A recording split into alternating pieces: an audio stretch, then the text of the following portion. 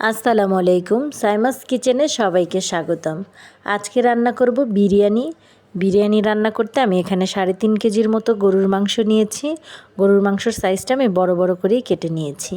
আর নিয়ে নিয়েছি 1.5 কেজির মতো পোলার চাল। আমি সব মশলা একসাথে রেডি করে নিয়েছি। আমার মশলা যা যা লাগছে আমি নিয়েছি পরিমাণ মতো পেঁয়াজ বেরেস্তা, পেঁয়াজ কুচি, কাঁচামরিচ কুচি, ধনিয়ার গুঁড়া, জিরার গুঁড়া, মরিচের গুঁড়া, আস্ত গরম মশলা, কিশমিশ, দিয়েছি 2 প্যাকেট রাঁধুনি বিরিয়ানির মশলা, আর নিয়েছি আদা রসুন পেস্ট, বাদাম পেস্ট, পেঁয়াজ পেস্ট। সব একসাথে আমার রেডি হয়ে গেছে। আমি প্রথমে গরুর মাংসটা রান্না করে নিয়েছি। আর 1/2 কেজির মতো আলু আমি বড় বড় সাইজ করে কেটে ভেজে তুলে নিয়েছিলাম। পোলার চালটা ভেজে মাংস আলু সব একসাথে ভালো করে নেড়েচেড়ে পরিমাণ মতো ফুটন্ত গরম পানি দিয়ে দিব।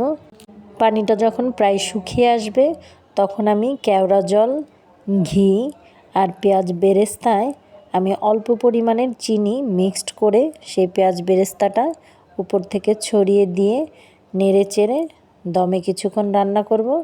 রান্নাটা প্রায় শেষ হয়ে গেছে। দেখেন আমি একটু তুলে দেখাচ্ছি। আলহামদুলিল্লাহ, কালারটা যেমন ভালো আসছে, খেতেও কিন্তু দারুণ হয়েছে। বাহিরের কেনা বিরিয়ানির চেয়ে কোনো অংশে কম হয় নাই, আলহামদুলিল্লাহ।